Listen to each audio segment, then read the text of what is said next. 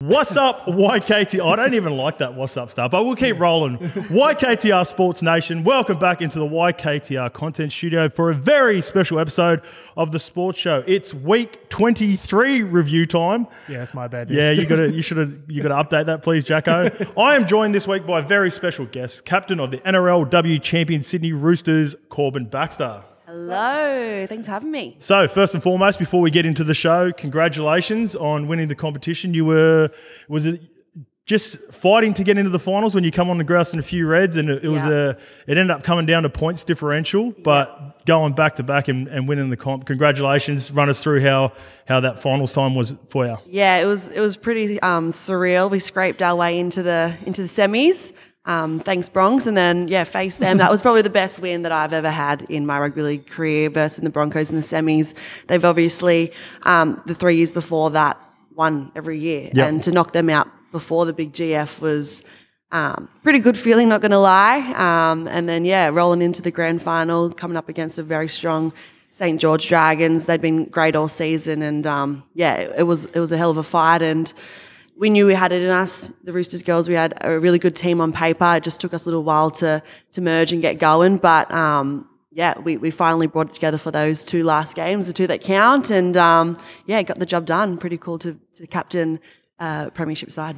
Well, the beauty of it, and you sort of mentioned it there too, like they always say to be the best, you got to beat the best. You literally beat the back-to-back-to-back champions in the Brisbane Broncos, and probably, to be fair, the form team of the competition in the Dragons. Sally had them humming all year.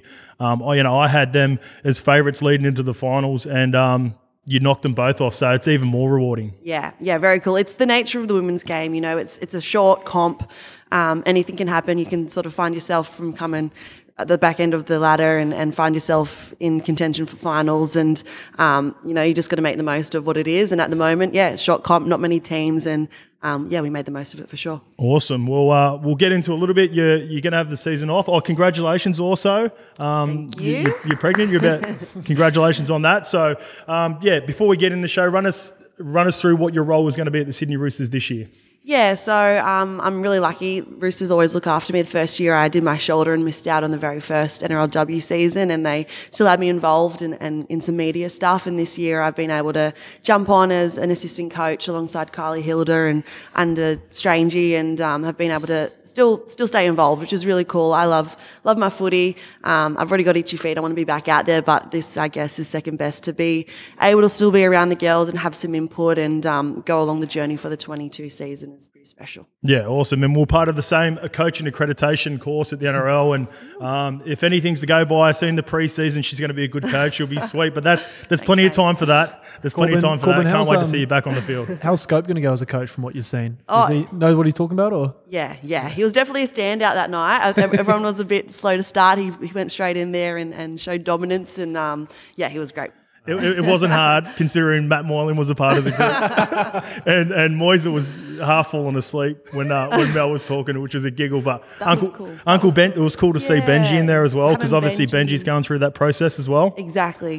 So I went home and told my husband, I was like, I got to be Benji's pretend assistant coach. That was cool.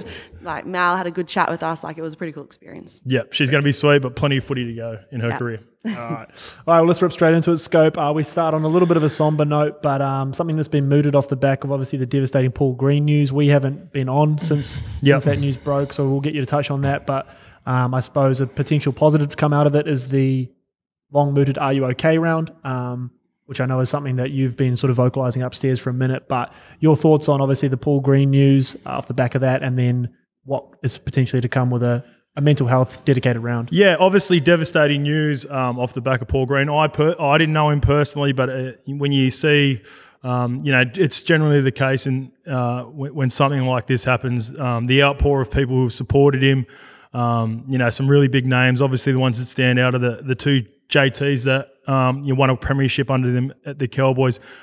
There's been a lot of talk about it, and everyone's passed on their condolences. But just moving forward, I love the idea of the "Are You OK" round. I think it's a great idea.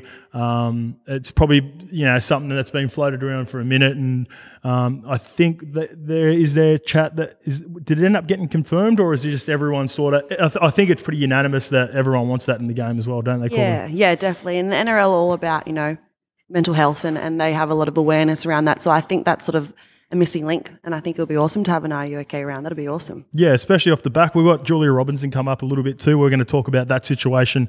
So I think across the board for both leagues, in the day that we live in, I know the situation might be a little bit different with regards to Paul Green and sort of what he went through with retirement and playing a little bit later in his career. But I think there's always a space for that, Jack. I know you boys on Grouse and a Few Reds talk about mental well-being. You know, we're pretty big on, you know, starting episodes with the grateful and 10 of the Ken. So I think it's something that will definitely be implemented at some point next year. And if they were to introduce it around the round 22 to round 23 to celebrate Paul Green, I think that's a great idea. Yeah, I think to your point, it hasn't been formally announced yet, but I think Vlandy's has more or less come out and said, look, we're going to do it, and they'll have some sort of formal announcement, I'd say, before even the season ends. So awesome. Yeah.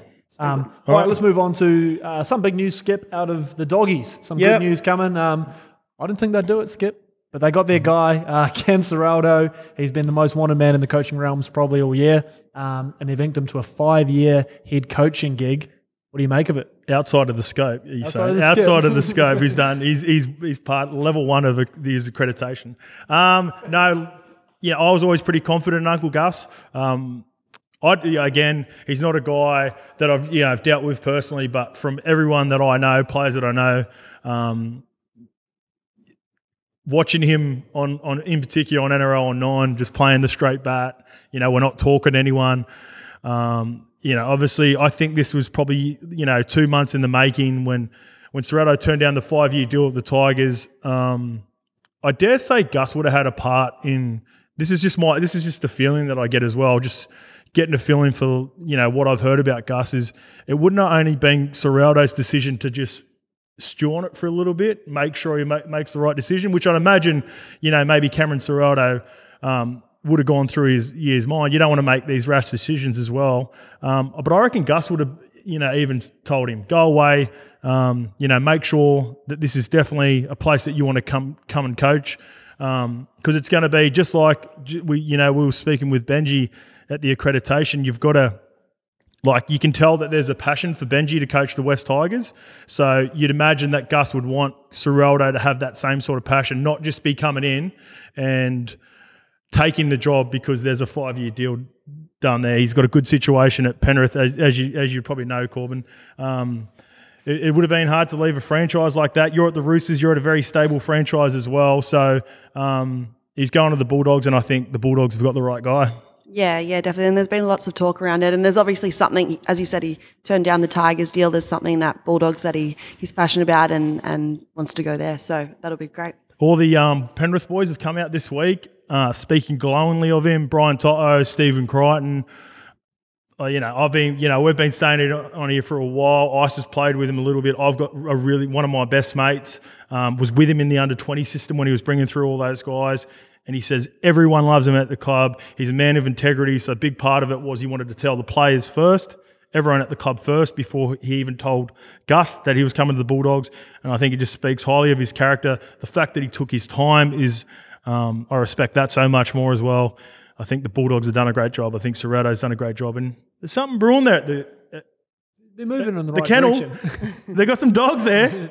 They got some dogs, and now they've got the leader of the pack. So, I think it's good signs for him, Jacko. Where do you stand on the Ciraldo? I think it's a good signing. I was always wary of, you see it in American sport a lot, when an interim coach comes in and the team starts performing, you're always worried that they're going to just, not that Mick Potter's not a great coach, but it's an easy one to go, oh, fuck, they're going all right under Mick. Maybe we just give him the gig. Yeah. And I thought that would have been a step backwards because I'm always of the thinking if he's not your number one pick as a coach to start with, just because he gets it by default, and never think you should go with him. So Gus moves in a different way, and he's obviously got his guy. But Corban, I'd be interested to get your take on what's going to come of this, which people are worrying about. Is Penrith obviously got a system now where they're breeding these elite players. They're going to eventually face some salary cap pressure because they can't keep everyone. Is there a risk at all for Cameron Ciraldo to take a few of those Panthers boys with him? I know there's already a little bit of a worry around Penrith, and they always say, these interim coaches, they go, nah, I'm not going to do that. Ivan said the same thing and then poached half my Warriors, including the great Isaac John. But he would like to send that one back if he could, if he had his time over.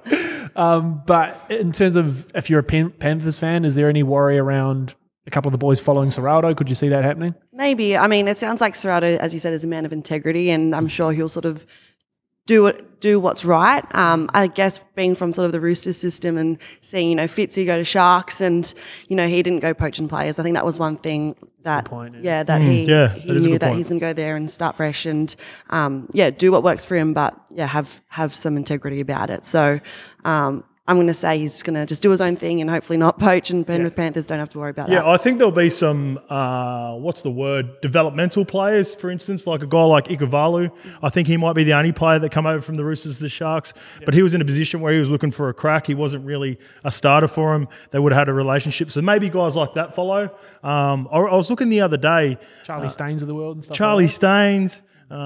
Respectfully, the weak-gutted dog, Jamin Salmon. That's a joke. That's a joke. He's off contract next year. Yeah, he's nice I can see players like that, like what you mentioned right off the start of it, Jacko, the fact that so many of these players are going to be getting new deals. Stephen Crichton's the big one. He's the big one, right? He needs to get done. Pretty much everyone's locked up except for Stephen Crichton.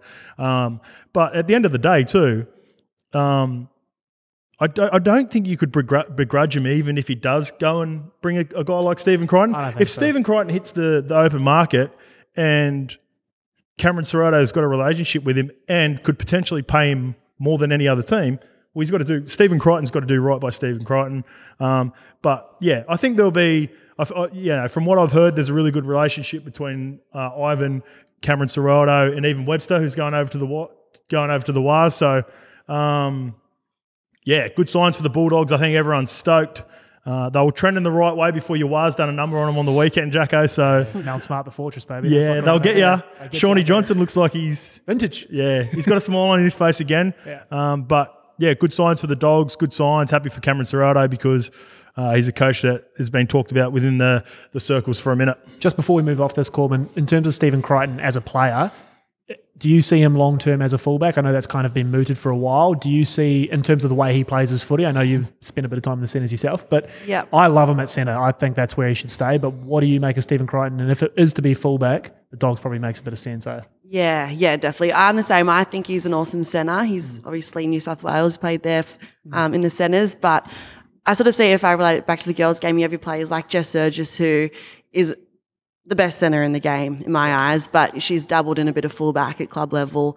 Goes great, but her strength is in the centres, and I think, it's sort of that similar thing. That's just where he plays his best footy, but he's an athlete and money at fullback too. Yeah, exactly. The beauty of Crichton too, you can sign him on a fullback type deal, but also have that versatility. Centres this year, New South Wales took the pick to the house in the grand final last year, playing on the wing. For him, he's so versatile, can play fullback. Yeah, Corban's right. It's, you get these athletes, you get these thoroughbreds, you just put them in the team, you find a spot for them. Because Averillo's doing a good job for him too. So. I like Averillo. Yeah. Nice, yeah. All right, let's move on to the Newcastle Knights. Skip, KP, Kurt Mann, we've all seen the footage, escorted out of the toilets in the Newcastle pub while the boys were out there playing. And now we're waiting for sort of their punishment. The drug tests have gone up there, so it's becoming a bit of a fucking clusterfuck up there. And then on top of that, Bradman Best and Nari Tuala, they add a bit of noise by being 6 minutes. 6 minutes late to the bus. 6 minutes is 6 seconds. It doesn't matter really. Just say because people have talked about that. Let's address that before we get into KP and Kurt Mann. Yes. Like it doesn't matter if you're 6 minutes late or not. I think it'll be a part. Like the guy that I've sort of been honing in on this is Peter Parr. He's come down from the Cowboys. He's well respected. He's done a great job at he built the Cowboys to that premiership that they won in 15 and was so close on a number of occasions with Paul Green and JT as captain. But he's had a rough couple of weeks. He's come into crisis mode. He's come into and this is what happens, right? This is just footy. When you're not playing well in a season like this, it's getting to the end. Everyone just wants the season to be over, to be fair, when you're the Knights in this position. No one will come out and publicly say it, but as a player, I always refer back to my time at Manly and Parramatta. When I was at Parramatta, some of those years just the end couldn't come quick enough. Like I just wanted it to be over. Some of these boys will want it. So Best and Tuala, Peter Parr's, I guess, trying to draw a line in the sand now and say, this is, we need to change the standards to therefore say little things like that don't end up turning into the Kalyn Pongas and the Kurt Manns of the world. So getting on to Kalyn and Kurt, I will say one thing. Everyone knows like we're pretty player first here, and I've got relationships with players as well. I will say just the boys have just got to be smarter in this day and age now. Everyone's got a phone. It's not like when, even as, I finished in 15 back then, it was all sort of just surfacing. You just got to be smarter. You got to realise that security guard who took that video probably would have got, maybe, and this is just having a rough figure, probably maybe 10 to 20K to hand that into media. Like Jacko, you worked in media. What would, in your experience, what would a video like that go for on the market these days? I didn't work for a tabloid media. We did pay for content when it was a big scoop like that. If that went tabloid first, it'd be 10 Gs, something like that. So the boys have got to be aware from that. The situation, it's still unfolding as we go. The NRL Integrity Committee are getting into it. But look, it's not a great look.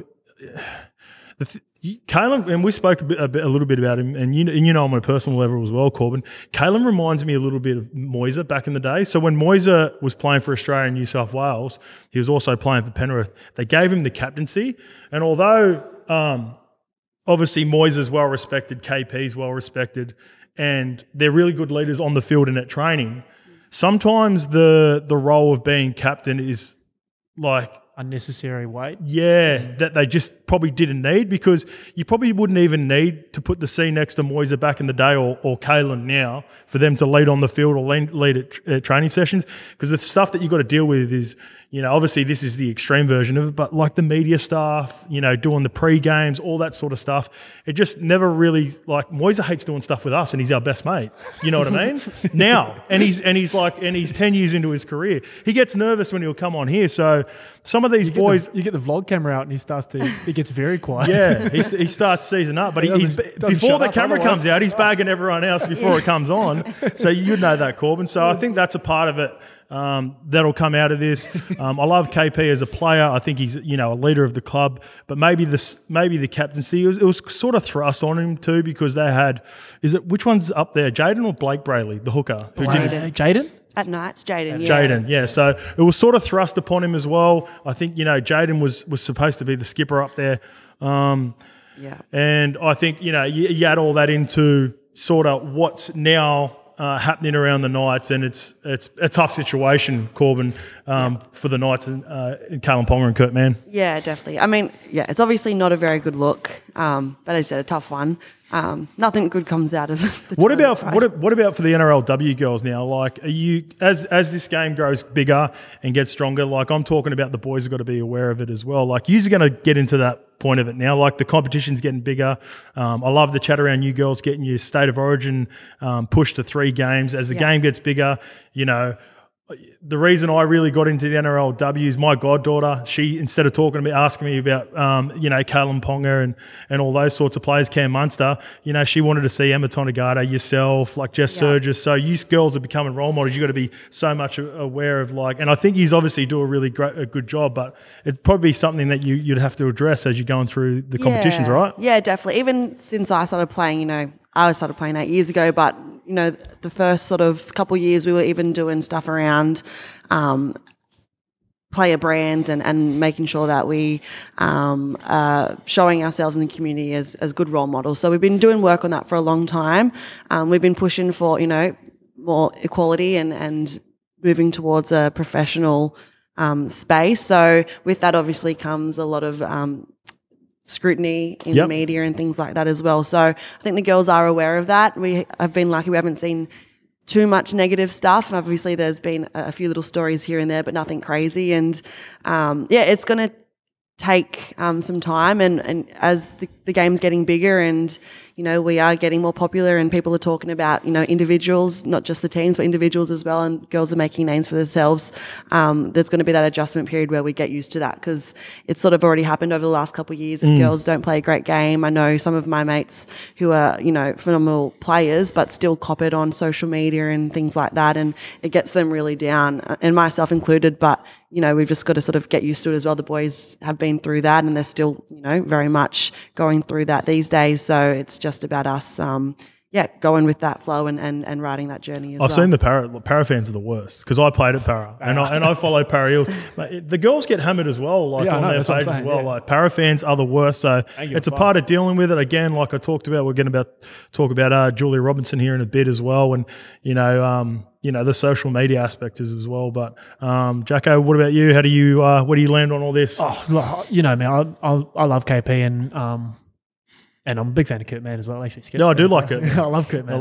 You know what? They've missed Kurt Mann because at the start of the year when he was playing in that rotating lock roll, come off the bench for him. It was those first. He's missed to fix it. Yeah, those first 3 rounds when fucking Jackie Clifford was looking like the second coming of Cooper Cronk as well. Like Kurt was actually instrumental in the way they swung their attack. And I think ever since him and Kalyn have been out, they're a boring watch the Knights. But Corban, speaking a little bit to Scope's point around, I mean, you're the captain and you've transitioned already in your career from gun player into captain. Like, what is that role? We know on the field, what Kalyn brings to them, but in terms of adjusting to that leadership off the field and getting a C next to your name, how do you sort of think, how did it affect you? And then how do you sort of, any advice for, I suppose, like Kalyn in terms of adjusting to that? Because he's got the spotlight of the fucking world on it at the moment. Or even like, so Isabel Kelly's going to be the captain for you guys moving forward. Do you have conversations with her about everything that comes with it? How's it different? You know what I mean? It is. It's so different. You almost feel like, you've obviously got to be a different person almost, but not so much that you change yourself, but you do have to have that thing about yourself where you're a leader and you've got to show up off the field as well. It's not just about how you play on the field, it's about your actions off the field too. And leadership to me didn't come naturally. I just loved being the player. I loved just doing what I do. And that sort of role just sort of fell into my lap and I just rolled with it. And I've tried to be as authentic as possible and just make the most of it because there's some great opportunities that come from it, but it is a lot of pressure and you've got to always sort of be on your best and show up well for your club, not just for yourself, but you've got the pressure of the club on your back as well. And Izzy, she's been a captain at the Central Coast Roosters, so she knows what it's like. Obviously, this is that next level, and I think she'll do great. But she'll figure it out, and I'll be there for her too. But it is just having that C next to your name. It changes things. It changes the mindset, and it can be a lot of pressure. Are you a big talker, like around the club? Like you said, some for me, some of the best captains were. When I look at Isabel Kelly, I can see her just being like a lead by action sort of girl. Whereas sometimes they were just as good as some of the better talkers as well. Yeah, I try not to over talk. I try not to overdo it. I see myself a bit more by action as well. Izzy's definitely a bit of both too.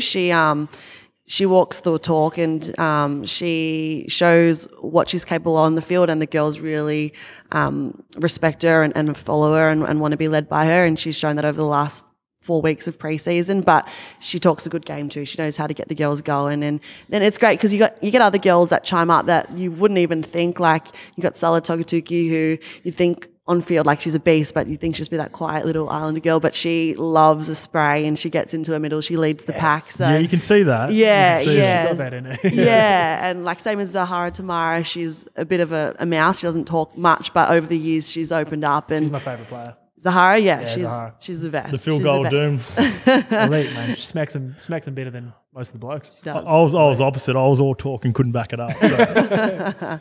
You could chirp those kids. Yeah, I could chirp with the best of them. Don't worry about that. Speaking of chirping, Corban, we may as well start with you on this one. A final decision will probably be made by the time this comes out, but at the moment the NRL is discussing with Vlandy, he's not backing down, the potential to move the GF up to Queensland.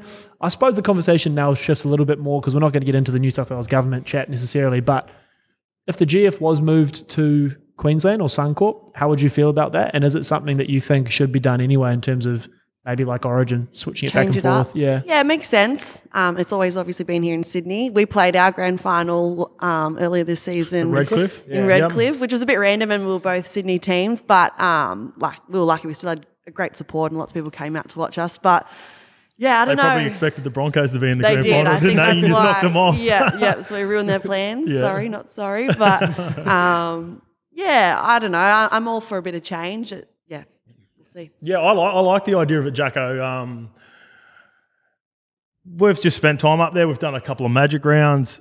It just feels right. Like it just feels like a footy town at Suncorp. I always loved playing on Suncorp. I got a different feeling when I ran out at the stadium because generally even a Broncos Friday night game, you're averaging around 30K game. Crazy. They more often than not they got Friday night games, which is frustrating for some other teams that they always had that set schedule, but they always had good crowds off the back of it. And when you roll around Caxton Street before and after, it's just, for me, it's the heartland of footy. Like we've got more teams down here in New South Wales, but because of the situation and the location of where Accor Stadium is at Homebush and the access, and it's a bit of a fuck around to get to There's just so much going on before down and there, after. bro. I think Allianz will change. Like, you guys are going to open up Allianz, aren't you? For the the girls get the first game. Yeah, for the first game before the boys run out.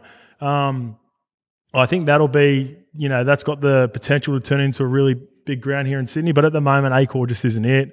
I know we'll lose some fans, like with regards to how many we can fit into the stadium, but. Yeah, I like it. I like the idea of it. And Vlandy's being Vlandy's. That's what I was going to say. Vlandy don't give a fuck. Yeah. So the commentary, without boring you around the sort of semantics of the government chat, the New South Wales government were hopeful of today coming to some sort of reconciliation where they meet in the middle. He don't meet in the middle. He's not a middle. He's not a middle kind of guy. He said, "Listen, I'm either going to take this shit out or you start paying up." So, interesting. In terms of the business negotiation now, I think Vlandis is the guy you want sort of leading this charge. I'm a Kiwi. I don't give a fuck. I wanted it bloody Eden Park skip, but I'm happy for it to... See, that's come into it now, hasn't it? There's been tossed up whether you go, we're big NFL fans. They move the Super Bowl around. I'd like to say maybe, every other year they go away from... So if you're going to do that, but then you couldn't go outside of like the MCG Eden Park. Be tough. Would be tough, would it? Well, I mean, they'll pack it out, but I'm saying let's be honest. The chances of a Kiwi team being in it's not great. So I'm just saying, in terms of product, I'm happy for it to be like they do a State of Origin, just bi-yearly, bounce around Sydney, Queensland, Sydney, South Australia, Sydney, Perth. You know what I mean? Yeah, but see, even South Australia, I reckon you'd get more. Or Melbourne. I'm just diehard saying, fans. Yeah. So Melbourne, MCG, Accor. So just go even Accor every other back year. Back to back years, not too much. Every fourth year, maybe like a World Cup sort of vibe. Like take it on the fourth year somewhere. I think the point of this is, regardless of what happens today with Vlandis and New South Wales, I think it's going to go. I think he's going to go because he's just that sort of guy. That's the feeling I'm getting. Yeah. Like we said, the news hasn't broken yet, but I've got a feeling it's going to head that way. I think so too. All right, let's move on to. Corban, we may as well start with you here because I know it's something that you wanted to touch on off the jump. But NRLW star Julia Robinson is obviously last night calling out a few trolls who decided to jump into the comment section. We kind of touched on it just before with the Are You OK round, and then obviously off the back of the Ponga stuff with the spotlight being on the girls. But I suppose the floor is yours for this one. What did you make of what was going on last night and that sort of chat? Yeah, firstly, just good on Jules for calling him out. That. Yeah, like... We get to see the hard work that the girls put in. She's one of the hardest working female players that I've ever, come across. And I've played alongside her at national level. But she's a rig, obviously. She's a gun. Yeah, she killed it in the Origin this year too. She's an awesome player. And when you just have people writing comments that, just so unnecessary, it makes my blood boil a little bit. And, and it's people that just keyboard warriors chiming in. And when you talk about, there's so many people, it's probably the same people that are talking about Are You OK and trying to speak big about mental health, and they're the same ones that are just throwing out comments that they think won't hurt, but they do. And just big raps to Jules for speaking up. Yeah, big raps to her. Big raps to all the girls getting around and supporting her. All from that's the part that I love about the NRLW as well. I see you girls always celebrate with each other. A lot of you have played footy together, whether it be Harvey Norman or in the Origins. The competition hasn't been as big, so there's still really good relationships across the NRLW, which I appreciate with you girls. And you've always got each other's back. And I've seen that in the comments. I think someone shared it first, and I went on there and I just seen a story just going bang, bang, bang, and just really on these guys. I see a lot of these guys are just those sorts of keyboard warriors. They're just looking for a bite as well.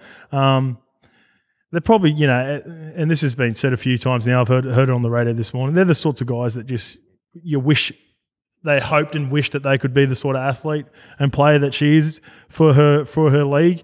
A lot of them were, park footy players, never made it. Told all their mates to the fucking grouse, but they were awful. A few knee injuries away. If it wasn't for me ACL that I did when I was 13, I could have been playing in the NRL. I knew Munster back in the day. Those sorts of guys. Like I used to play with Munster, and we were on the same level. Like they're those sorts of guys. But she's a weapon. Shout out to her. A lot of respect, like you said, for posting it because. Players, it's the same, whether it be, in this instance for Julia or, there's been occasions with race with regards to Latrell, where Latrell hasn't stood for it and called it out. I know a guy like Benny Hunt in a different circumstance, dropping that ball in the grand final, getting hammered on social media. So it's hard for the athletes sometimes because, when they do things like this, there's always going to be that debate. Mind you, it's always in a smaller percentage, but there are always people that bite back against it as well. So shout out to Julia Robinson for calling it out. We don't stand for it. Love her as a player here at YKTR Sports. Love the NRLW. It's going in the right way. So good on her. Yeah, good on her. I think as well, Corban, you'd probably be of the same mind of scope as as hard as that stuff is to take, it was also easy just to go, these are just a couple of losers and brush it and leave it. So I think it's as what she did in terms of calling it out, putting a spotlight on it. Hopefully the next time one of the girls fucks up on the field or does something, maybe it, stops the next person from jumping in the comments and saying nasty shit, right? For sure. Yeah. Anyway. All right, Skip. You know what it does too? One last little thing. It highlights to people that might know them as well. So there might be people thinking they're getting away with in the comments, think they're being funny, trying to rip into her, and then when it gets screenshot like this, there might be a mate or hopefully a family member that goes, a colleague or something goes, "What are you doing? What are you doing?" Yeah. Was that you who said that? And potentially those conversations come off the back of it, where if someone more often than not, it's a trial. They might have a fake name, but hopefully there might be one or two where a colleague or a family member pulls them up and go, what are you doing? Stop fucking carrying on. So that's the good to come from it, I think. Yeah.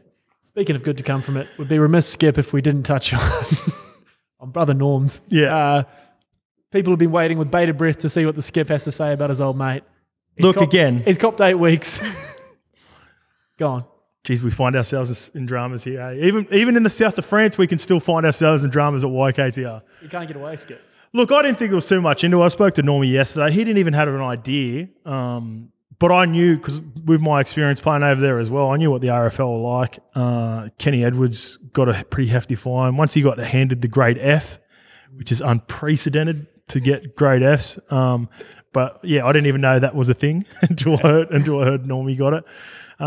Look, and this is not just biased because Normy's an owner of YKTR and a good mate of ours, but look, I don't think he had the intentions of doing what he did. It's sometimes, hands when you're trying to tackle and there's 3 people in a tackle and your head's to the shoulder, like you find yourself in compromised positions. I was going to say compromise. I was trying to find the right word for it. Compromised positions, and this is respectfully, Corban, you're on the show with us, but I've been grabbed on the Jats Crackers before as well. And sometimes it happens for a little bit and then it goes away and you're just trying to grab a handle at any point, especially when you're fatigued.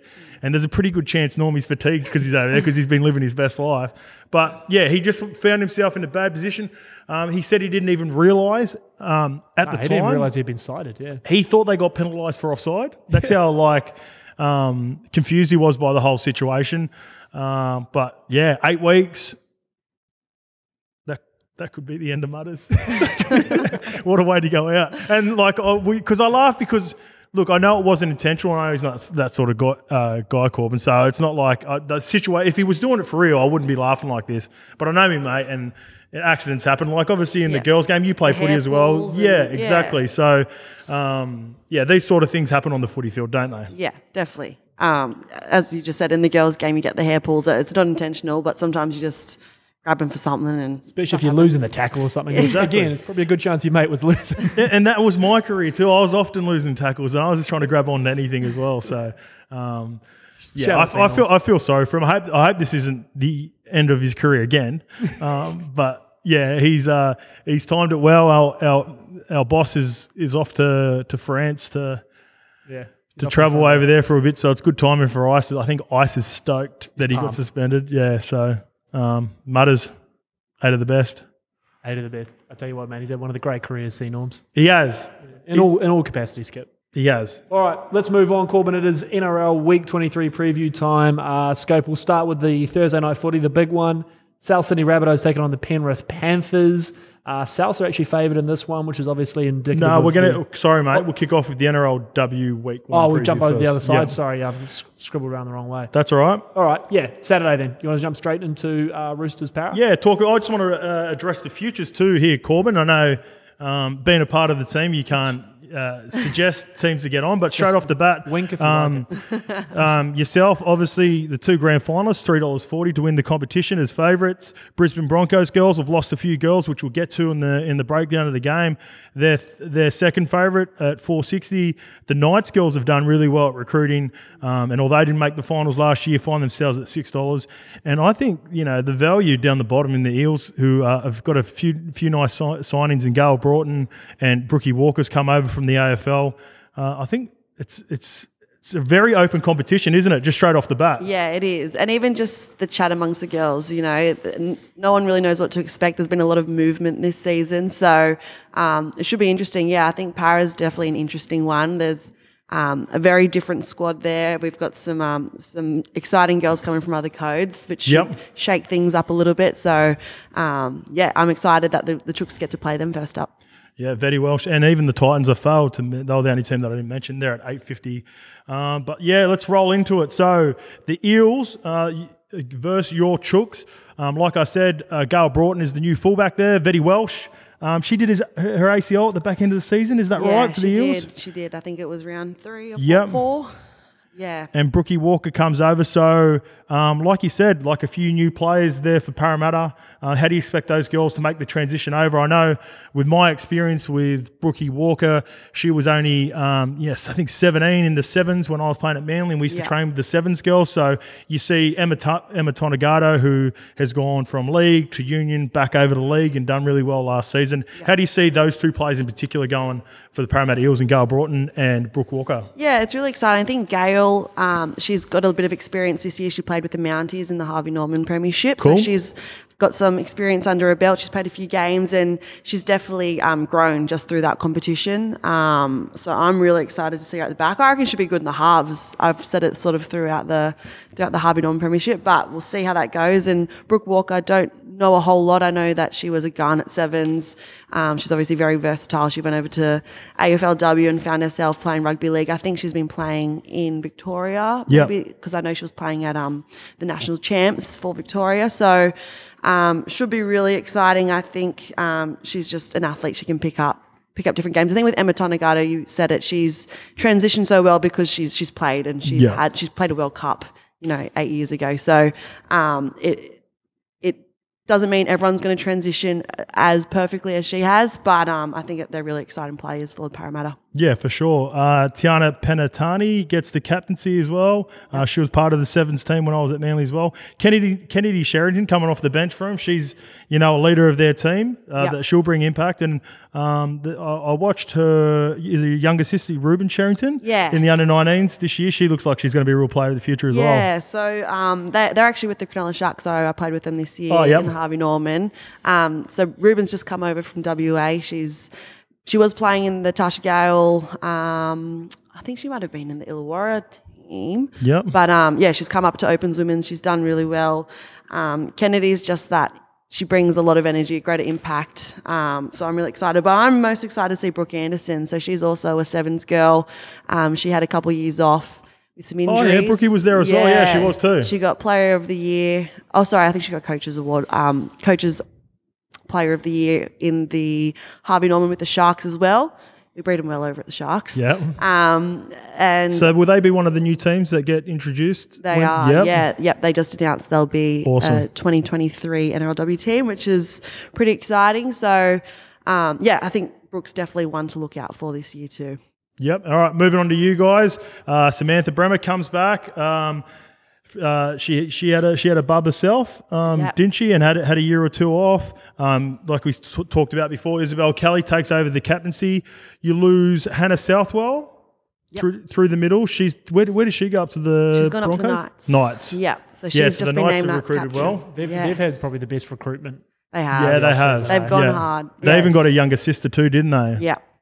Jessie Southwell, so I think she's playing in the halves. But the Chooks look really great. It's great to have Sammy back. She's had 2 bubs over the last couple of years. She cracked it through COVID. She had the babies at the right time. Yeah. And now she's making her comeback. She was in the Origin squad earlier this year. She got named 18th man. So she's also played with the Sharks and the Harvey Norman. So she's got some fitness back under her belt. She's just an athlete. Everyone in the rugby league community knows that she is the fittest, fastest player in the game. And I think over this year she's really worked on her ball skills, and she's grown in that element as well. So I'm really excited to see her back in the NRLW. And I think most exciting player and recruit that we've pulled in is Destiny Brill from Gold Coast Titans. I've seen that. That's a nice pickup. Yeah, she's just very, very elusive. She's really quick. She'll be playing in the 9. So she scored a try for Queensland in the Origin game, like 2. Did she play for Queensland? Yeah, she did. Yeah, that was her. Yeah. She goes good. Little bit smaller through the middle, but nice late footwork. Yeah, she played lock last season, but she's a bit of a utility. Can play 9 lock. Yeah, wherever you want. And little Jada Taylor ripped it up in the under-19s. We did a little TikTok on her. She took the longest try in NRL history, picking it up, meter out from try line or dead ball line to try line. Yeah, she's been great. So her and Sammy have got some great fullback options there. So I'd love to see her play a game too. Obviously, going from 19s to opens, it's a big jump, but I think she's up for the challenge. Yeah, nice little, because your backline, even with you missing, like your backline is still really strong. So taking your time with a girl like her who looks to have a pretty big future, and you can learn off some of the vets who've been around. And we didn't even mention Jess Surgis as well. So you're confident in your girls getting the job done against the Para Eels. There's no odds out yet. The first game, 1 p.m. at Corban Stadium. How do you think the girls will go? It's, as I said, Parramatta, it's sort of like I don't know what to expect. I think all the girls are sort of in that mindset, but we're just trying to focus on our game plan, and I have full confidence that they'll get the job done. Yep, awesome. All right, Dragons, Jacko? Yeah, Dragons taking on the Titans is the second game, so that's the Sunday, 21st of August. Out in Wollongong, Skip. Yeah, this is a good game too. Sowie's done a great job. He's kept relatively the same squad intact. He's done a good job of keeping the girls together. I caught up with Sowie about 3 or 4 weeks ago and talked about his season and how the coaching that's going there. They were even able to pick up Andy Robinson, who was the standout centre again in that game with Jada Taylor for New South Wales. So Dragons are just going to be just as strong as they were last year. Yeah, I think that's the key, especially in the women's game, is just keeping as much of the squad together as you can. They've got pretty much the same 13 bar Andy, and she's a great inclusion into that starting side. So I think they're going to be really strong. Obviously, coming 1 short last year, they're going to be out to kill this season, and they're looking the goods.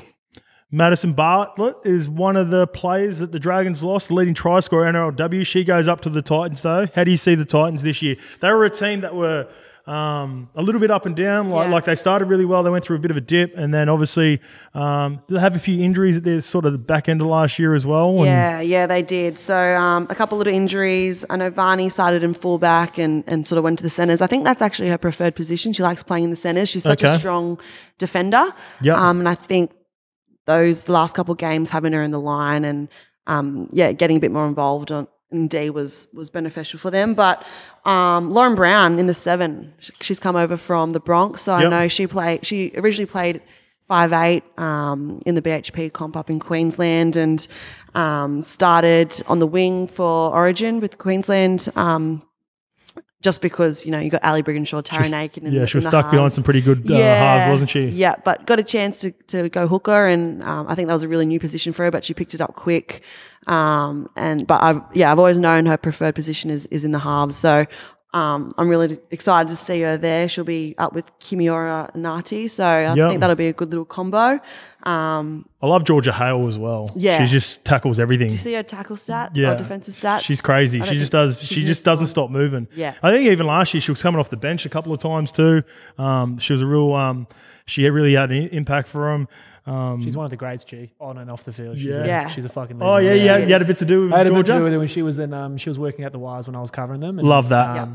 yeah, she doesn't mind a beer and gets stuck into the boys. Oh, good. So she's one of us. She's a fucking Oh, legend, lovely. yeah. Love that. It was her birthday the other day. I saw a few Yeah, I saw stories that popping too, up. yeah. She looks like good time. How do you think? Good, Rachel. she's very good mates with Jazzy Tavanga and Sam. Oh, awesome. Sam Yeah, Lasoni, so she is one of those. us. Awesome. I thought Paige McGregor was outstanding for the Dragons last year. There, like a lot of players, that I hadn't heard much about. Talia Fuimoana, who's is it Tyrell? Tyrell's, yeah. Tyrell's little sister. Yeah. Rachel Pearson was really good and got to play for New South Wales this year as well. So that was a great reward. Uppy Nichols is the Nichols is the big one for them. She's going to be fucking. She'll be stay great. injury free. She's going to be special, man. Yeah. She's lightning. I'm excited to see her back because she hasn't played for a couple of years. Obviously, Warriors haven't been a part of it. So She's silky, man. yeah, she's a great player. Led by Kazzy Apps as per Britton and Brayley Nati for the Titans. How do you see this game going, Corban? Dragons should be pretty hard to beat. Yeah. I think Dragons will be hard to beat in this one. I think they will be too. Just the consistency through the 2 seasons of players. I think they'll be too good this weekend. Happy Nichols double, man. I'm going the Titans. All right, Skip. Let's jump over. The final game is McDonald Jones Stadium. The Newcastle Knights taking on the Brisbane Broncos.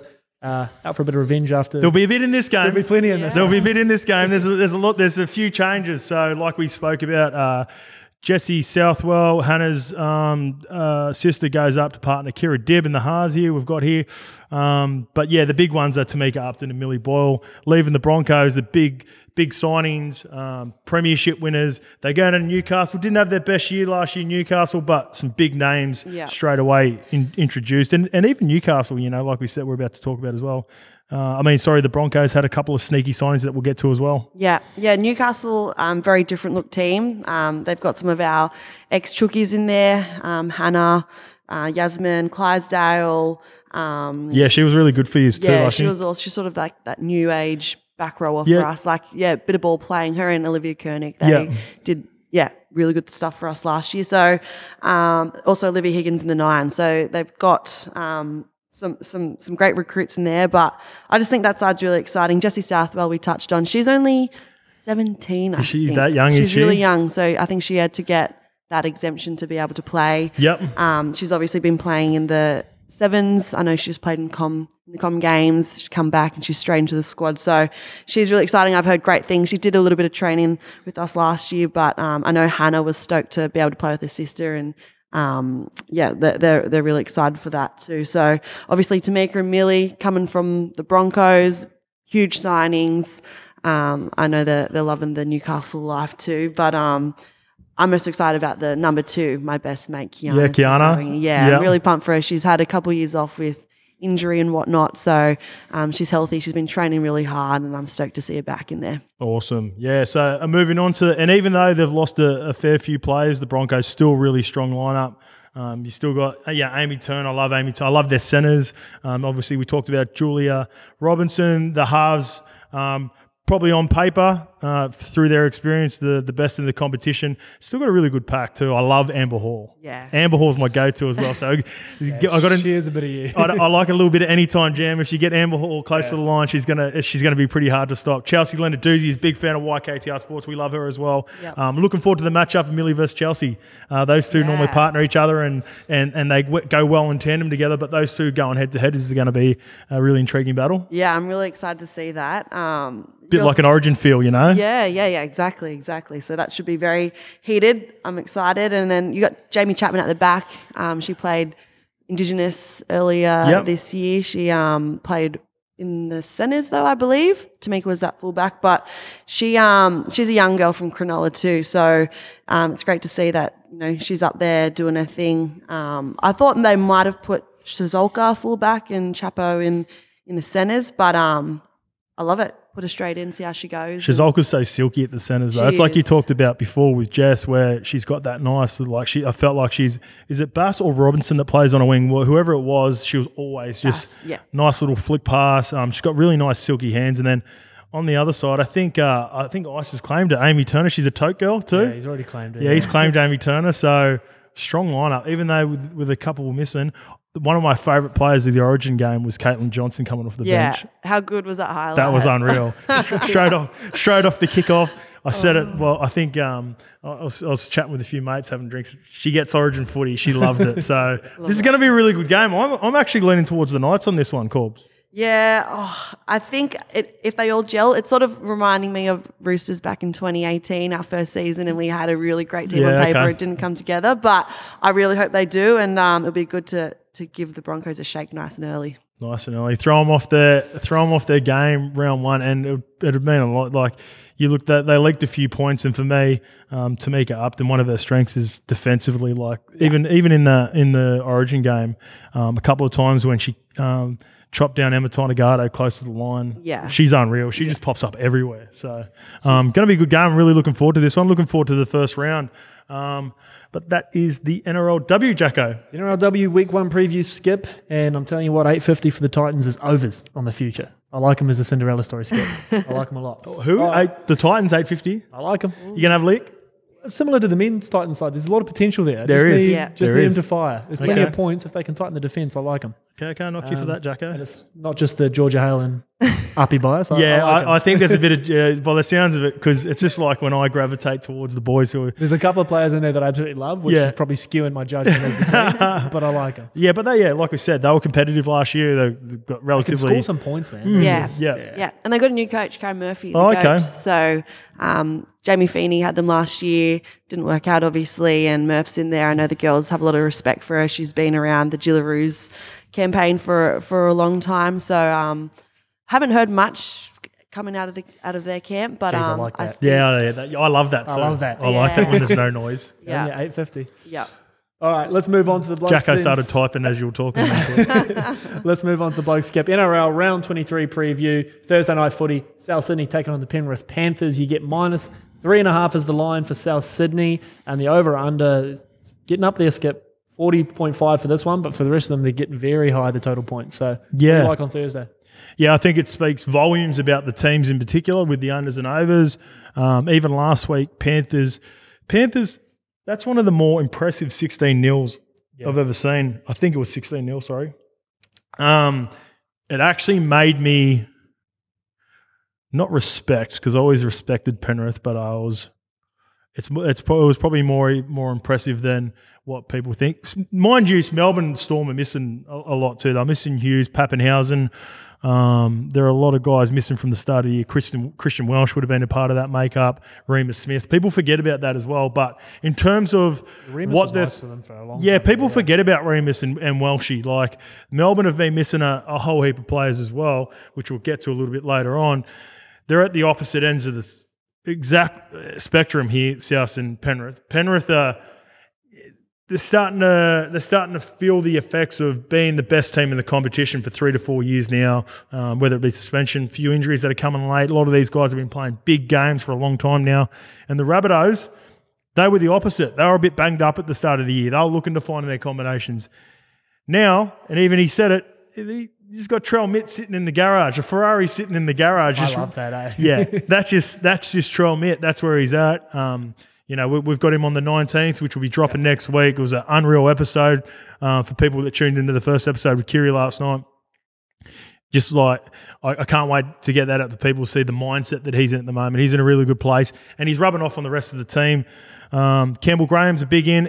Lachlan Ilias comes back in after being ruled out late last week in the Parramatta game. There was a clinic. He wasn't required. Dylan Edwards, he was another late scratch, and he comes back with sternum. Taylor May, I think he'll play if he's on the extended. But this is looking to be a really intriguing game, Corban. Yeah, I'm keen to see it. Obviously, some of our Penrith boys coming back, but is Latrell playing this weekend? They're 50-50. I reckon he'll play. Yeah, okay. I think he'll play. Yeah. Yeah, because I don't think he throws out the Ferraris in the garage if he's not confident, Trell Mitt. But he could just be playing mind games as well, which I love. Corban, in terms of a player, like you've been around some of the girls that when their confidence gets high, like Jess comes to mind straight away, they're just unstoppable. What have you made of Latrell's, let's say, month of footy? Because I don't remember him ever being this confident when he's played. Yeah, he's a freak, and obviously he's been doing the hard work over the last few months. But yeah, he's been on and so good to watch. I love watching South. My son's a big South supporter, and I'm obviously Sharks and Roosters girl. But Latrell's his favourite player, and I can see why he's just a freak. Jess is a gun, but in terms of like when I think about their combination, like Isabel Kelly's just a big game player. She always steps up in the big games, whether it's like the grand final, semis, Origin. She's always good for an anytime jam again. I'm always looking for those sorts of things. Like she just seems to be like, I feel like she's a good comparison for like who Trial Mid is. Who are you going on this one then, Scope, before we move off? You know me, baby. I've been on Rabbitohs for a minute. People were starting to realise too around the league, and I'm talking about in the media circles, when the great eighth immortal Joey Johns declares them on NRL 9, the skip just sits back and twists the whiskers. Once you get Joey on board, a few others starting to notice that Trell Mitt's been playing all right footy. Okay, but yeah, I'm on the Rabbitohs. Like I said, right off the bat. For me, Penrith, even like that performance against the Storm was unbelievable. They were dominating field position there for the majority of the first half, and they credit to Melbourne. Like that first 15, 20 minutes of that game was unbelievable. Both teams looked exhausted. Melbourne got the jump, but I could have easily seen it going the other way. And considering all the players in recent weeks that Penrith had lost, I think, they're still obviously the team to beat, but I like South in this one. Corbin, where are you going? I agree. I think if Latrell's playing, South will win. Yeah. I actually like the Lions, Skip. I think they can beat them by 3.5. I like it. Yeah, I reckon it's even if Blake Taffy comes off the bench, I reckon I still like Rabbitohs in this one, no matter what. He loves his golf, Blake Taff. It's the only the boys do. Don't worry. The skip's already reached out. There's something in the works. Right. There's not a lack of players in the NRL who love playing golf for free and for content to show off their skills. So there's plenty more coming off the back of the Kiri episode. Taffy. All right, Friday night footy, Friday the 19th of August, Jacko's birthday. Just slipped that one in. Oh, there you go. The Cowboys taking on the mighty Vodafone Warriors. Skip, 19.5 points is disrespectful for my boys. Yep. The over-under is 52.5 up there at Country Bank Stadium. What do you like? Yeah, Kyle Felt returns, so that pushes Hammer to the bench. The Warriors, Stacey sticking solid to the team that got it done last week. Again, I was impressed with the Cowboys. I thought that's one of the most complete performances I've seen from the Chooks this year. I thought in particular because of how highly I rated how well the Roosters played. Were you at that game too, Corban? No, I missed that one. Okay, yeah. So, playing at the SCG last week, I thought the Roosters are well and truly humming, and they played really well last week. And considering, it didn't blow out, I thought the Cowboys, who looked, across the board, they were pretty physically, they were dominated in every position, but they still managed to keep it thereabouts. So I think that's a good sign. If they'll get the chance to play finals footy up in Townsville for the first week at least, it looks like it's almost a lock. Well, actually, no, it's not. Cronulla are close enough. Knocking on the door, yeah. But I was still pretty impressed by the L in the Cowboys, and for me, just before I get to you, Corban, it's just good to see Shawnee Johnson happy again. Ice talked about it probably 2 months ago. He referenced Shawnee's that type of player that being away for so long would really have an effect on him. He's a family man, and you can see that now. They had the one disappointing performance against the Rabbitohs last week, but apart from that, they've snuck in a couple of wins at home, been close against the Storm.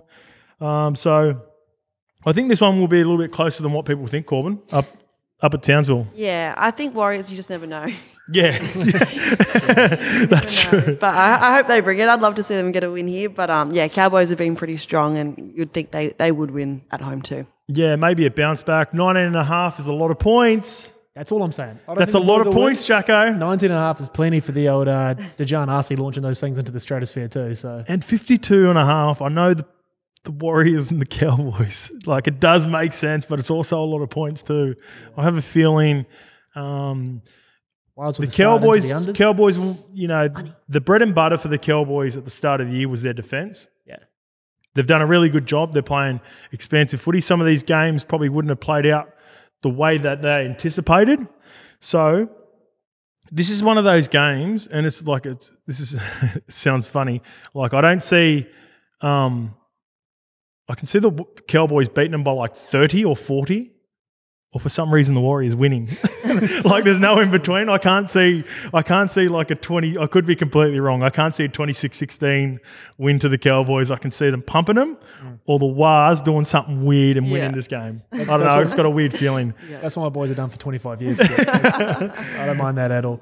All right. So I think we're all on the Cowboys, but we're all in agreement. 19 points is a lot. Yeah, too much. All right, Corban, we may as well start with you here. Let's flip across. The second game on Friday night is the Broncos taking on the Melbourne Storm. Melbourne are favoured here, -5.5. The over-under is 44.5. What do you like in this one? Storm, obviously, good win against Penrith. Yep. So who's back for Storm? Have we got Jerome Hughes? Sorry, So I'll get Jerome's into the back. changes before we throw to Corban. yeah. We've thrown Sorry. Corban under the bus there. So the Bronx are unchanged. Jerome Hughes comes back into the halves, and there's a question mark whether fullback Munster he's named at 6, but Meaney played 6 in the 1 jersey last week. Marion Sevi's been unreal for him. He's out Corban.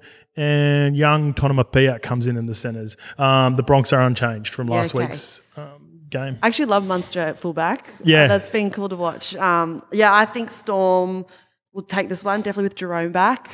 He's been obviously missing the last couple of weeks. I think he's sort of leading the way in that halves position, and love watching him play, so I think the Storm will take that one. The big one that you mentioned there, like with Jerome coming back, Corban, I think a way that they'll really take advantage of it. Got that out finally.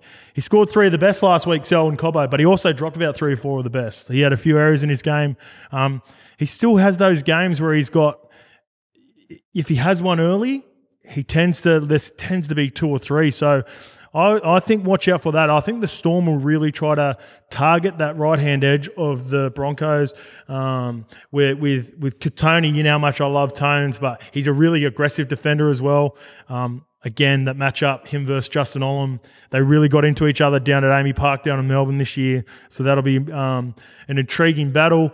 I love Prez at fullback. A couple of things with Prez. He gets the pop-up everywhere, as you know. And as I mentioned at Corban, being a fullback yourself, understanding how important fullbacks are this day and age in defence. And one of the things that stands out for me is inside the 20 early on in that game when they're under the pump, he got himself in the defensive line, and you've got to be really smart when you do this. Like if you get yourself down a short side, or even what he did was he identified a threat and he come out and he actually shot out of the line to make a few tackles.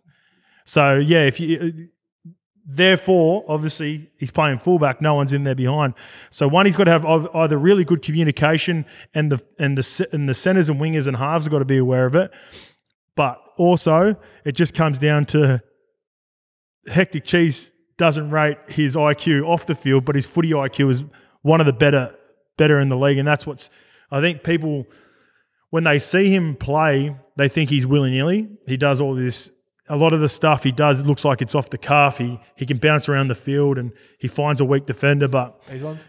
Yeah, I messaged him the other day when he scored 3 of the best, and I said, I just love it when you pump, because I know it's coming. You're going to do the fake one over the top and dart through him.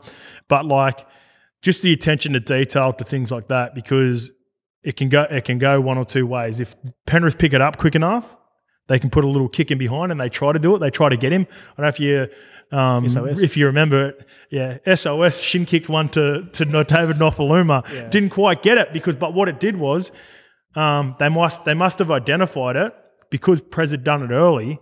Therefore, O'Sullivan's like, all right, we think we got one here, and he sort of tried to rush it, but it wouldn't have been something that they practiced. It would have been identified maybe by the coaches.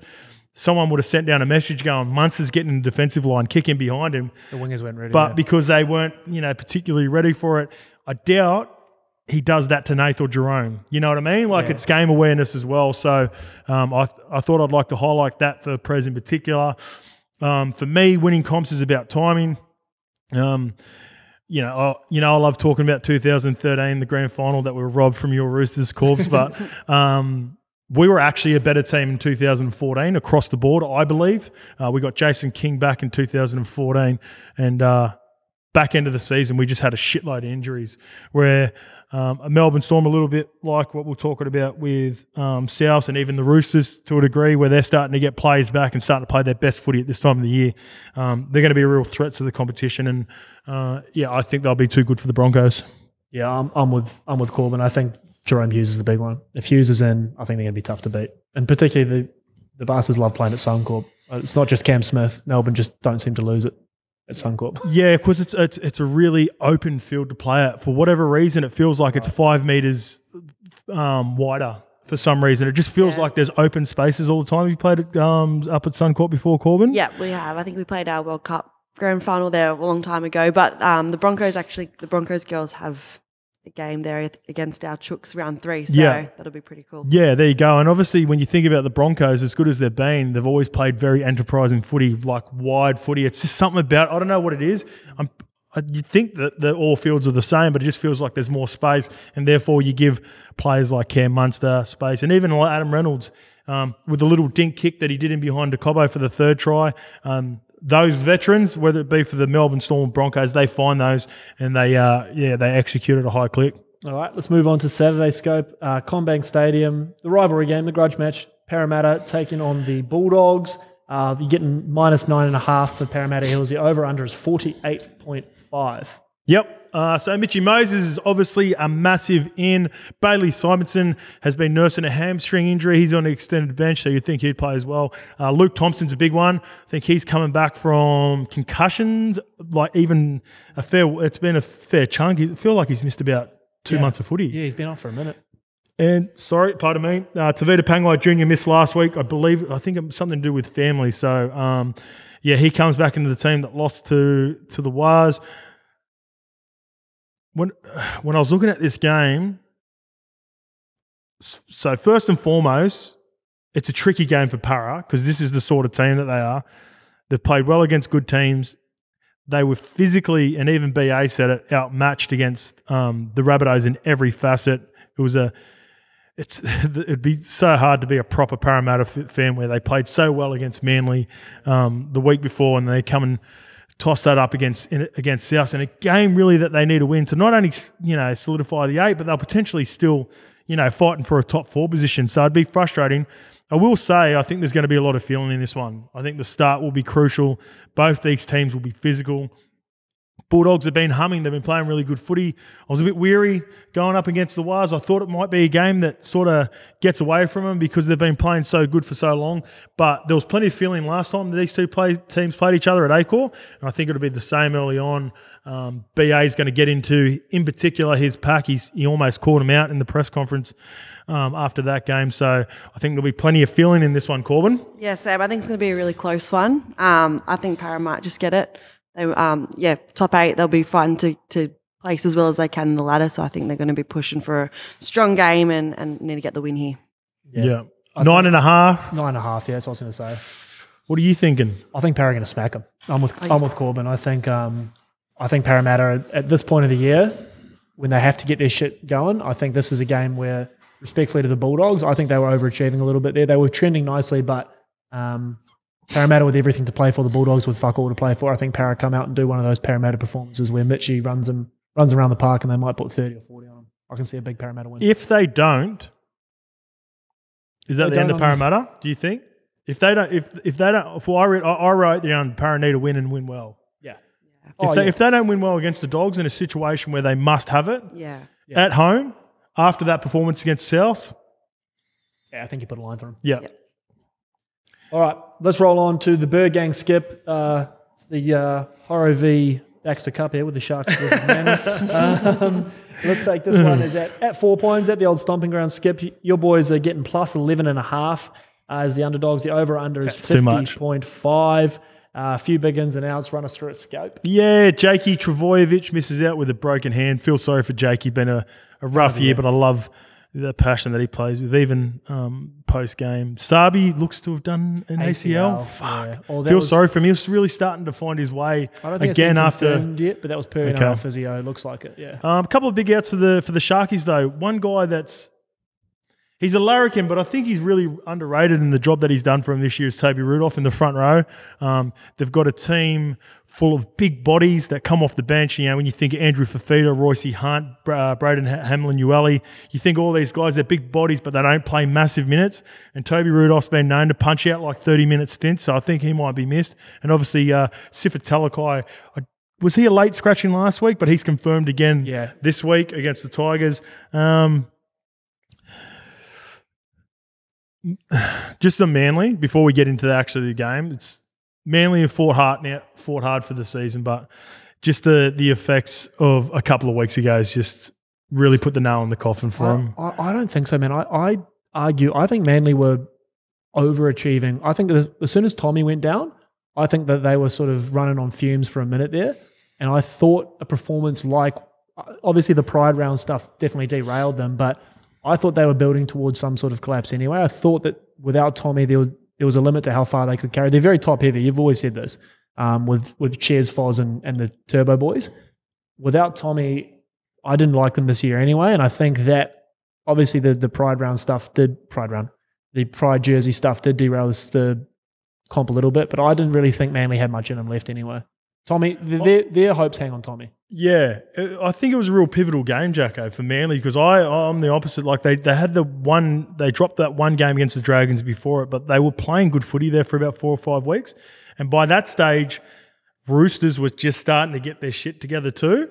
So like it was a mixture of the Roosters were starting to find themselves and Manly were thereabouts and learning how to win without Tommy.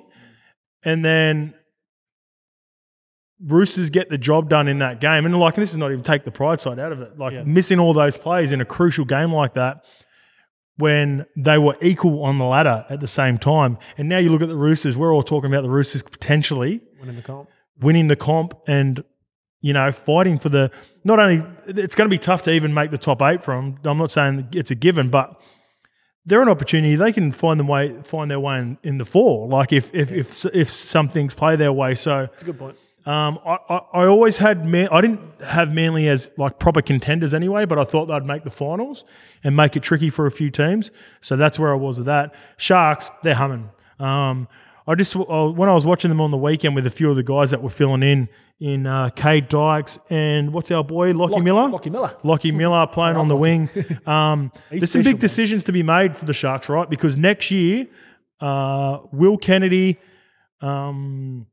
And I'll put you on the spot here, Corban. They've got Will Kennedy, Sione Katoa, Sifa Talakai, Jesse Ramian, and Ronaldo Mulatalo all off contract next year. Sure. So some big decisions that are coming for your Sharkies. How do you see that playing out? Because I dare say, I don't think you can go wrong with any answer, by the way, but you're probably only going to be able to keep about 3 of them. And then straight off the bat for me, when you see the emergence of a guy like Cade Dykes, then obviously Will Kennedy, who I think is one of the more underrated players in the competition, I think he becomes available for other teams. But Sharkies have been on fire, first and foremost, Corban. Yeah, they have been. Sharkies been going good. I'd love to see Will Kennedy stay. I think he's found his form over the last couple of years. And that development for the Sharks. I know he's come through, Endeavour Sports. He's from the area and is, not finally, but he's playing some really great footy. So I'd love to keep him. But, we've got some great outside backs. Jesse Ramian's been killing it. He's my favourite out of the lot. So I was chatting to the boys about it. Footy, man. Jesse's obviously, everyone knows what he can fucking do with the footy. He's had all the potential in the world for a minute. But this has probably been, I agree with Corban, it's probably been the last 6 weeks where you've actually seen him really string together some consistent footy, which he struggled with for a hot minute. Yeah. I like Jesse. Yeah, come on the scene because Jesse was in the under 20s with Manly back in the day when I was there. And then he come over to Cronulla. Obviously went really well. He had that rough little period at the Knights before he come back to the Sharks. But for me, when I look at that team, I think they've got to try to find a way to keep Ronnie Mulatalo. And I think for me, Jesse Ramian, and then obviously some big decisions. Even Sione Katoa was a gun. Yeah, they've got our mate Connor Tracy who comes in and plays all over the back line when needed. So isn't he great? Yeah, I love Connor Tracy. Yeah. He's the Mr. Fix-It for him. I love those guys. Corey Thompson vibes, like in terms of like a proper goer that he's never gonna let you down. Yeah, plug him in, let him go. Yeah, love him. And even Matt Icavalo finally, got a game. I think he must have missed a fair chunk of footy with the injured. I don't know if he was playing for Newtown, but he didn't play for a while. But even like they've got him in the back line. Fitzy's done a great job this year. Yeah, sure has. Yeah, he's done well. I know we've got Moylan back this week too. I know he speaks super highly of him, and I think he's sort of been that secret weapon that's brought him back to form. So, it's gonna be a good one. I'm backing my Sharks there. I will say, we always went all right against the Sharkies, and then with 4 points, it's 50 points is a lot. I like 11.5. I like 11.5 the Bird Gang. Yeah, I like 11.5 of the Bird Gang too. I think Cronelli get him, but 11.5 is too much, Skip. Yeah. All right, let's jump over. Corban, your Roosters are taking on the West Tigers. Skip, they're giving up 22.5 here, which is a lot for the West Tigers, as you smirk there. The over-under is 49.5. The Roosters are unchanged. Yeah, Roosters same 17. Tigers, and this is respectfully, it honestly doesn't matter who's in and out at the moment. They're so reliant on their big-time players that their depth is really showing at the moment. Is Jackson Hastings not available? Luke Brooks not available? A guy that I've got a massive rap on, I think is going to be a real player, Stefano Uta-Ikamanu, who's even when he's played this year, he did his ankle early on the year, come back and played some footy. He's missed a whole lot of footy, and they just can't afford that at the moment. The Tigers, with all that sort of they don't have the depth in the squad to account like the Sharks have been doing. That shows sort of the difference in the two clubs. That what we're talking about here, and the Roosters. I wrote down they're the most dangerous side in the comp. Ice has been trying to get me on board for a while. I've been a bit reluctant, Corban, to even for the last month. I thought at times they're a little bit patchy, but the last couple of games in particular against the Broncos and the Cowboys, very clinical. Everyone seems to be on board. We spoke last week about a few of the veterans in Jared and Victor Radley getting into Sam Walker, and I think it's going to serve the Roosters and Sam Walker well leading into the finals. They are well and truly humming. Yeah, they're playing great footy all across the board. It's good to see Sammy playing some good footy as well, and I love Suwali on the wing. Hasn't he been a freak? You know what? He sort of threw one at me last week. Is Joseph Suwali, the Suwali as well, got that confirmed as well by him. Is he the best winger in the comp? And on form in the last month, it'd be hard to argue, right? I'm trying to think who's better. I mean, Corey Oates has played unreal across the board. Footy, Alex Johnston scores for fun, but across the board, like his carries, Joey is running into like the middle of packs and not skittling them. Yeah, not getting quick play the balls, not finding his front. He is like skittling them, going through and making half breaks. And who was it that he ran over? Was it? He ran over. It was Tommy Dearden. He got in a little Tommy Dearden, which is still little Tommy Dearden has a crack. Oh, no, that's what I'm saying. I'm not saying it was like impressive because Tommy Dearden can get under blokes. Tommy Dearden goes good. Like he's a freak. Kez speaks about it on the 19th. But in particular, their middles, man. Their middles are humming. The inclusion of Matty Lodge coming over, he's really... I think he's brought out the best in Jared. Like this has been the best probably 3 weeks I've seen Jared playing. A long time. Yeah. Not this year. This year. Not that he's ever been bad, but Jared was unreal last year when they were struggling. Yeah. So that's one thing that stood out for me. His leadership. I think it maybe had an effect on him. I seen him speak at the start of the year about the boys were tired. I remember leading into the season, him and Kiri both come out and said they didn't have the best preseason. They did a lot of work last year trying to just hang on in games with so many injuries that they had last year. And I think it had an effect on him, but I think Matty Lodge has brought out the best in him. And in particular, it stands out in that little try that Matt Lodge scored. Like a wraparound from – he's been trying to get – he got one earlier in the year too, Hargraves. He got a meaty himself, but he's been running this play of late where he goes the little dump. And he dummies it. He did it early on the game, but he gave it to Radley. Radley plays short to Lodge. Lodge crushes over pretty much untouched. First try in like 56 games or something, Lodgy. So is it? Yeah. Dry spell when he was with my boys, but he's had some of the best stats, hasn't he? Yeah. His first spell in particular is It's always been unreal since he's been at the Roosters. Yeah, the last 2 games, they have just physically dominated the other pack. And like I said, Jared's playing season best footy with Lodgy, but I give that to Lodgy. And then off the back of that, because Rads is not having to do majority of that shit carries, like, those real tough carries, he's capable of doing it. But now he's even floating down the short side and throwing a double cutout over the top to Joey. I love Rads. That was one of the ugliest cutout balls I've seen in the whole it's ugly, right? Because he didn't go in. He didn't go, like, it wasn't his intention. Yeah. He is that good of a ball player for a middle that he went down a short side as basically an edge back rower, wanted to throw it to Kiri at the back because I think it was the last tackle where probably Kez would have been identifying if you can get it out the back, there's going to be no one wedging because they're worried about the kick. Tualangi.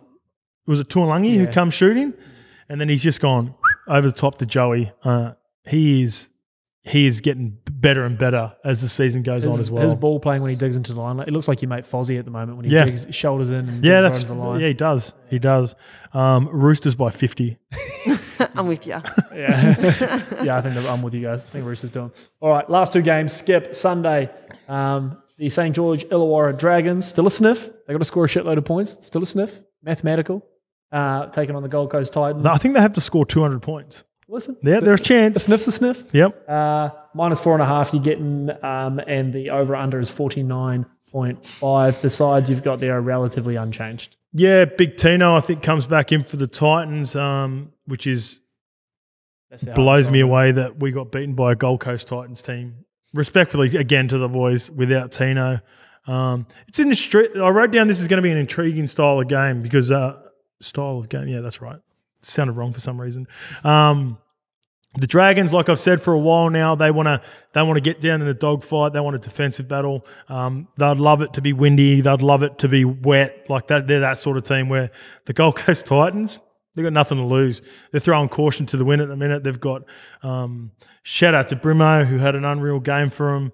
But he's a guy that wants to play fast-paced style of footy. They're not going to try to grind St. George Illawarra into an 18-16 sort of game. Give us 42-30. They want 42-40.